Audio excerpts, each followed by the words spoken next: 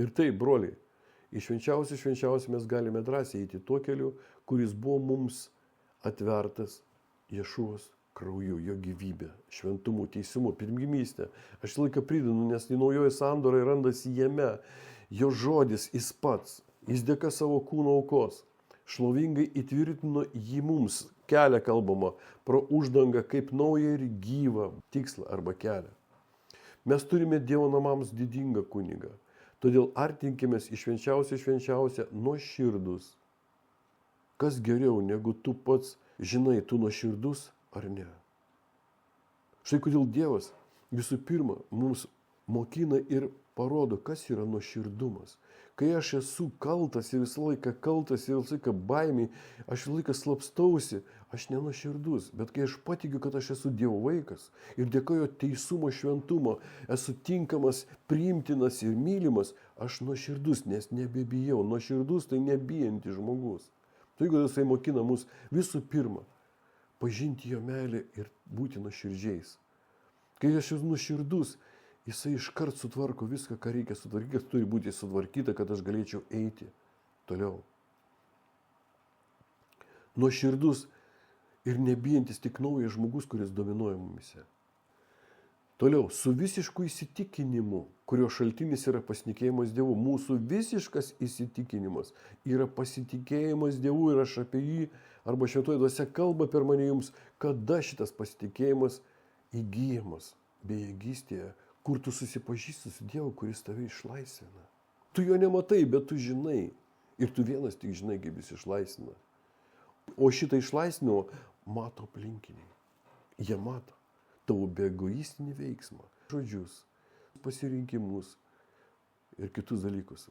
Dėka apšlakstymo apvalytomis nuo nuodėmingos sąžinės, pasitikėjimas Dievu, nuoširdumas Dievu, tai Dievo procesai, kurie kaip viešpaties gyvybės apšlakstymus apvalomus nuo nuodėmingos sąžinės.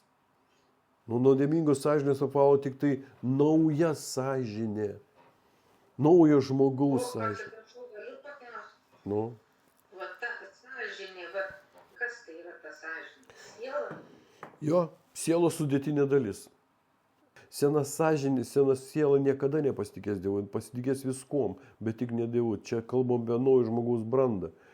Bet branda vyksta tada, kai Dievo žodis atkerta metastazę senos prigimties mumise, manyje gimsta nauja siela, bendradalininkė naujo žmogaus, dvasinio žmogaus.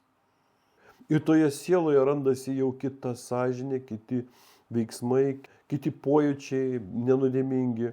Joje nebelieka tame taške dėka Dievo žodžio sunaikinimo gimties metastazės nieko, kas netinkamo.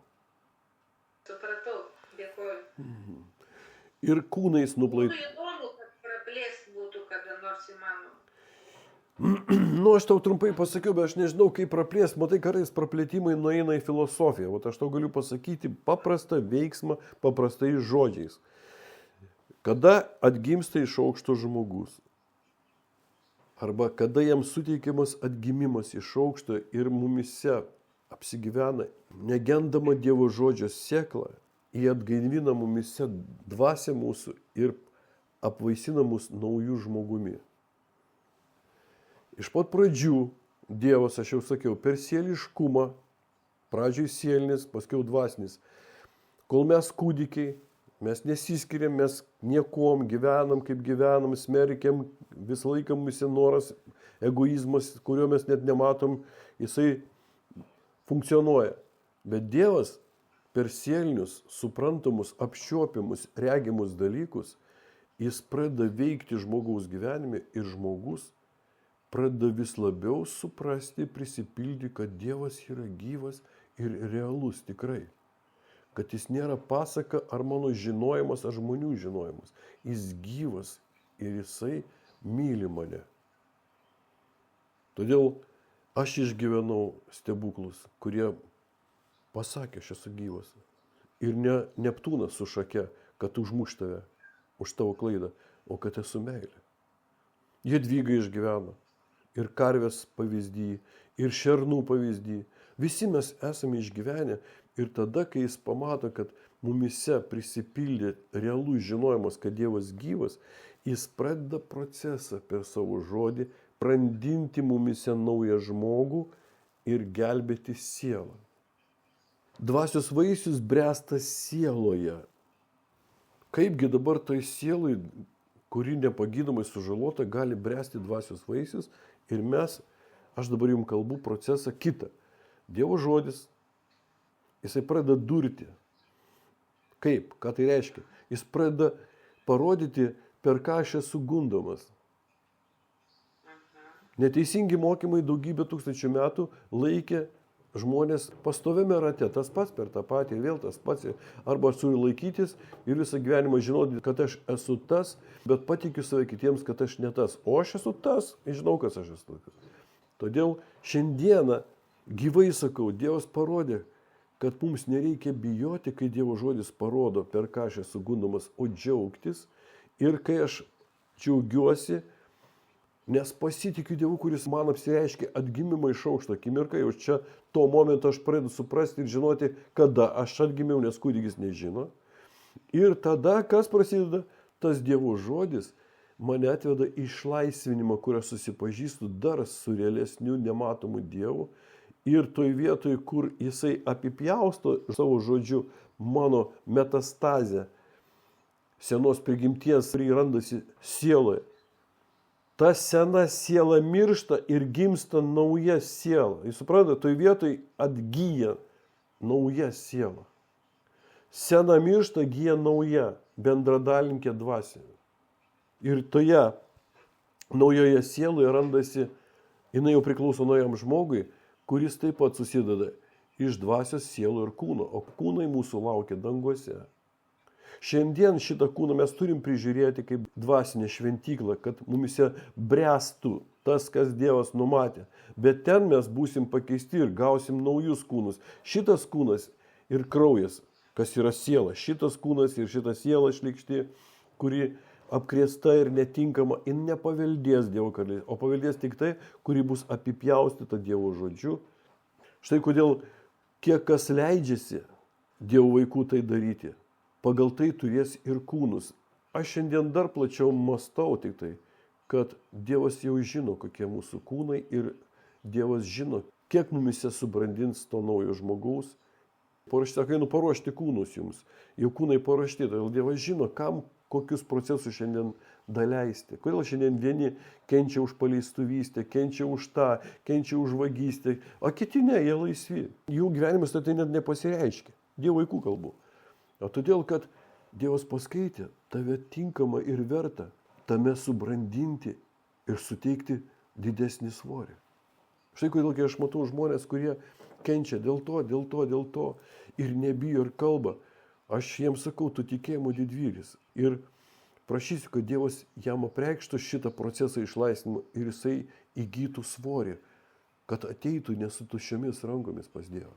Kad krautų turtus Dievo karalystėje, kas esame mes patys. Laikykime toliau skaitų be abejonių ir toliau už vilties, kurią pripažinome. Dievas laukia, kol mes pripažinsim, kas ta viltis. Jisai mūsų viltis. Kodėl? Todėl, kad jis gelbėja. Jis įvardins prieš Dievą mumise savo darbus, jo paties darbus. O jeigu jų nėra, ką jis įvardins? Toliau aš jums praplėčiau, kad jūs suprastumėt, sako, kiekvieno pasitikėjimą ir ištikimybę patikrins per ugnį. Ir jeigu bet gimimo ir ne Dievas darė, visą tai sudegs. Nes tas, kuris davė pažadą, yra vertas pasitikėjimo. Mes išgyvenome jį. Jis suteikė mums 2 žingsnius ir šiandien kvėpavimą ir žinojimą. Jis gelbė mus kiekvieną dieną. Mes žinom, kad jisai mūsų nepraras, nes pasakė. Ir todėl mes pasitikim jo. Jis vertas pasitikėjimo. Jis vienas vertas pasitikėjimo. Ir aš pasitikėsiu juom, vieninteliu savo draugu tikruoju. Bet kai yra 2-3 tokie, mes jau jame pasitikim ir viens kitų. Štai kodėl draugystė įmanoma tik tai tarp viešpaties mokinių. Būkite viens kitam dėmesingais. Kada? Kada skatiname viens kitą meilį. Kodėl? Būkite viens kitam dėmesingais, kada skatiname viens kitą meiliai. Todėl stebėkite, kokiai meiliai viens kitą jūs skatinate.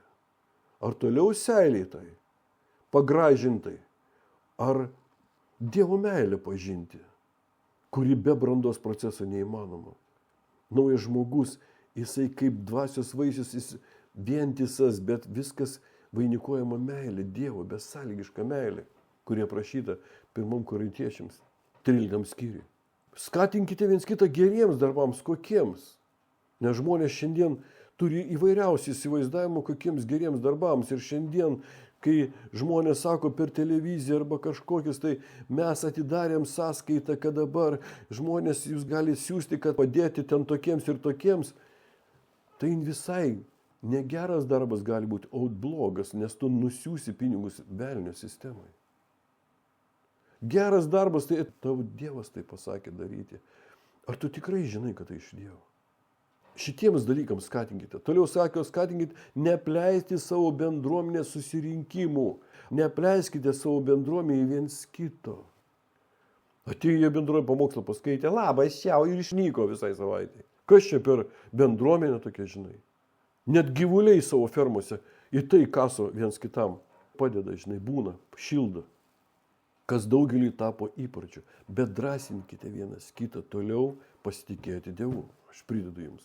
Juk jei po to, kai gavote tiesos suvokimą, žiūrėkit, kai gavome tiesos suvokimą, aš jau sakiau, kada tiesa suvokima, pirmą reikia padaryti žingsnius, kad būtų mokinys. Toliau, būdamas mokiniu, reikia paklusti ir išvysti tiesą. Va čia mes suvokiam ir einam į laisvę.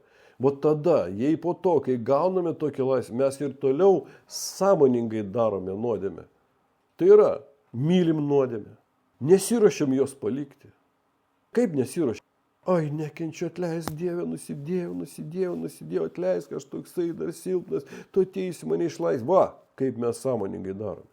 Dovydas sako, Dievo mylimasis, neuskaityk sąmoningo, nesąmoningo nuodėmiumą, nes tu mano viešpats. Tuomet, sako, už ją nebelieka jos aukos. Čia taip pat kalbama, jeigu tu toliau elgiesi pagal tai, kad galvoji, kad tu paaukojęs kažką tai ar padaręs, ar surišęs save į durinio rūbus, įsiteisinsi tų problemai. Kaip anie, kurie aukoja aukas veršių ir ožkų. Sako, tuomet nebelieka aukos. Nes tu tuo savo elgesiu panaikini vienintelę tikrąją auką, mūsų viešpaties auką. O lieka tik bauginantis laukimas teismo, nuožmios ugnies, kuri praeis priešus. Ir čia, suprantat, šiandien aš jums sakau, pats nusidėjęs, pats gyvenęs tame. Ir šiandien, kodėl aš taip drąsiai kalbu, todėl, kad matau požymius, kurie rašte, kad aš nesibauginu, aš laukiu teismo kaip džiaugsmo. O aš mačiau žmonių, episkopų, kurie senatvėje, jų veidai vis labiau nyko. Aš mačiau žmonės, kurie mirdami bijojo mirties. Vyskupai, mokytojai, pastoriai. Jie nedarė to ir to, bet jie bijojo. Kodėl? Todėl, kad nebuvo juose gyvojo veiksmo to žodžio, kuris apipjaustė ir teikė jiems Dievo karalystę jau čia žemėje. Jei kiekvienas, kuris nepaiso Mošės Toros mokymo, remintis 2 liudytojų parodymais, baudžiamas be pasigailėjimo mirtimi, o toksai buvo Mošės mokymas ir Dievo nurodymas. Neini į šabą, 2-3 liudininkai parodo mirtimi. Baudžiamas. Toks buvo nurodymas, mokymas. Tai ant kiek griežtesnės bausmės nusipelnys tas, kuris tikslingai atmeta Dievo sūnų, kas be tinkamos pagarbos atsineša jo sandoros kraują, suteikusi jam šventumą. Jisai sako, jeigu tada mirtimi, tai ant kiek griežtesnės bausmės pelnys tas, kuris toliau, aš nepameskit minties, bando įsiteisinti nuosavo teisumo darbais. Bandymas įsiteisinti nuosavo teisumo darbais, kišti save į durinio rūbą, tai atmesti Dievo sūnų, jo auką. Nes kas taip elgiasi, jisai sako, kam tas sūnus? Tai štai kodėl žmonės Izraelio tautoje net netiki sūnumi. Kas be tinkamos pagarbos atsineša į sandorą kraujo. Jis sakė, tik tai dėka manęs, jei laikysi tos sandoros, tu būsi išgelbėtas, jeigu ne, tu netinkamai atsineši.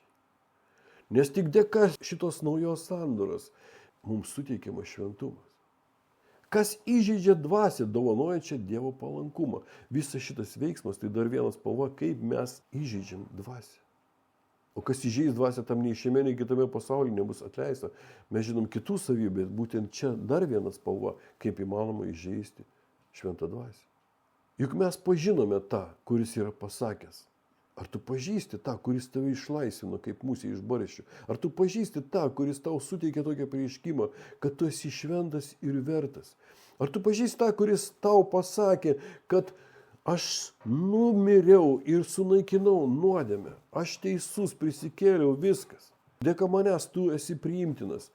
Tai, kad tu darai ir matai, tai aš tau parodau ir ne dėl to, kad tave gąsdinu, o dėl to, kad tau suteikčiau svorį. Kad tu dar paklusdamas man, leisdamas žodžiui, leistum save apipjaustyti.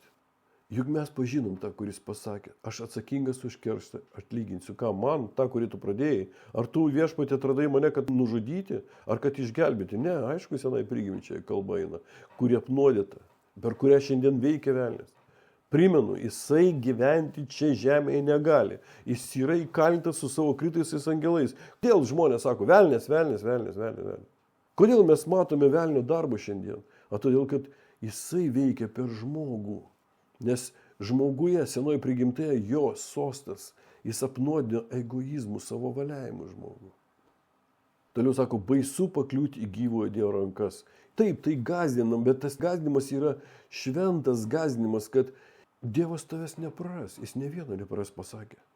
Bet jeigu tu priešinsies ir tikslingai ignoruosi jo nurodytą instrukciją, jo sandorą, Dievas tavęs nepleis, bet tu turėsi praeiti bereikalingus kentėjimus.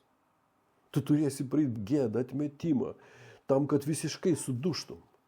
Prisiminkite ankstesnės dienas, kada patyrė atgimimo iš aukšto stebuklą, jūs ištvėrėte sunkų išmėginimą kentėjimais. Prisiminkit, kas atgimęs, jisai iškart prisimins šiandien, kuris jau mokinystėje, kas vyko po to. Kaip sukilo ilgainiui sena prigimtis, draugai. Kaip sukilo net tie, kurie sakėsi, kad tikintis, kai Dievas pradėjo išlaisvinimo darbą per savo žodį. Supraskite, tada, kai mumise apipjaustoma sena prigimtis, tai lyg tai deimantų fabrike, žinokit.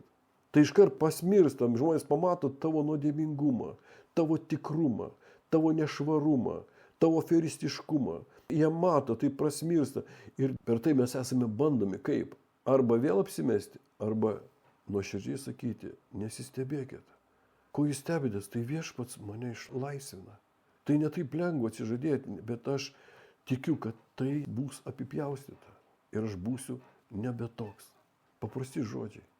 Bet jie priimtini ir veiksmingi bus tik tarp saviškių. Vakar aš kalbu apie kokias bendruomenės laiką svajojau. Ir svajos toliau.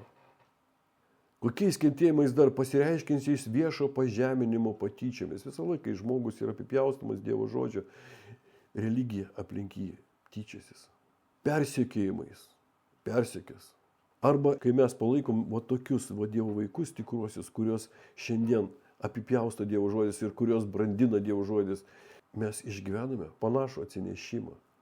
Jūs dalinotės kentėjimais su tais, kurie buvo įkalinti.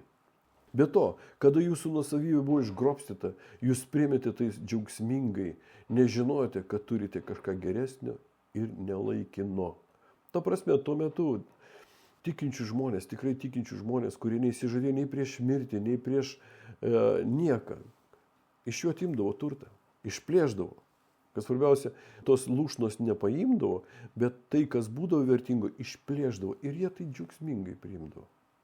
Kodėl? Ant kiek turėjo būti pasitikėjimas ir dėkingumas ir žinojimas, kad Dievas nepaliks jo. Nežinoti, kad turite kažką geresnio ir nelaikino. Visą tai, ką jie turėjo, tenai ką vertino, jie perės kažkam arba su laiku po 100 metų jų nebeliks.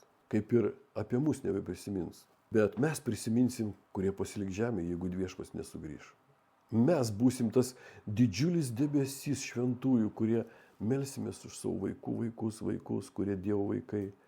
Melsimės prašydami, dėkodami, užtardami, o ne kalbėdami kaip, matei kaip, žiūrėk, ką tavo tas, tu matei, ką tavo vaikas padarė, matai, kaip tavo vaikas, tu matei, va taip, tokių kalbų nebus. Tad nepraskite savo drąsos, kuri verta didelio atlygio.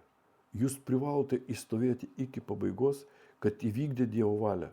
Gautumėte tai, ką jis pažadėjo. Mums būtina žinoti, kokia man Dievo valia. 307 eilutė. Dar truputį, visai nedaug, viešpats būtinai ateis. Jis nepavėluos. Ir čia kalbama kaip ir jo atėjimą, taip ir kiekvieną dieną. Kai tu kenti, kai tau blogai, kai tau negera, kai tu nebenori nieko, kai rankos nusvyra. Dar truputį, sako šventoji dvasia, visai nedaug, viešpats būtinai ateis, tau padės, jis nepavėluos. Tu tik tai pasitikėk, tu tik tai būk ištikimas, pasitikėk juo. O teisusis bus gyvas pasitikėjimu, matot, teisusis bus gyvas pasitikėjimu. Pasitikėjimas įgyjamas, jūs žinot, nebesikartosiu, kur. Jei suabejotų, jis man nepriimtinas. Ką reiškia suabejotų? Teisusis suabejotų. Kas abejoja? Kas kelia abejonės? Tai tas, kuris nuo pradžių buvo priešininkas. Ar tikrai Dievas tau padės? Ir iš viskam čia taip jau jaudinti Dievą ir klausti, eik pas gydytoją, eik tu savo, ar jau iš tikrųjų pats nieko negali? Ar tikrai Dievas pasakė, kad nuo visų sodo medžių nevalgy? Sako, jei jis suabejos, jis man nepriimtinas. Daugelis nesupranta šiandien, kad visa esmė ir įvyko dėl suabejojimo. Jis daleido šunį savo ir Jėva suabejojo. Ir prigimdė abejojančių. Kainas suabejojo. O gal Dievas manęs nemyli? Ir per tą abejonę pradėjo veikti velnias ir nužudė brolį. Sako, jei jis suabejotų, jis man nepriimtinas. Aš dėkoju Dievui ir meldžiu, kad jis jums suteiktų. Aš nebejoju jau.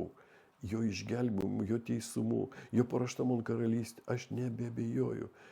Jo žaizdos, jo gyvybė, jo išlaisvinimas, jis pats manyje daug yra svarbiau ir tikra, negu ką kalbė žmonės. Bet mesgi, toliau sako, ir mes, aš tikiu ir jūs, bet mesgi ne iš tų žmonių, kurie abejoja ir žūsta. Abejoja ir žūsta, abejoja ir žūsta. Abejojantis nieko negaus. Niekada negalvojau, kas yra abejonė ir kas ją teikia. Ir kodėl jinai žmoguje tokia gyva ir pastovi abejonė, kurie taip pat egoizmas yra, kurie valdo egoizmas ir žūsta. Kad tai velnias Edeno sode pasėjo šitą sėklą. Priešingai, mes išsaugome pasitikėjimą ir taip gelbėjome savyje gyvybę. Auksiniai žodžiai.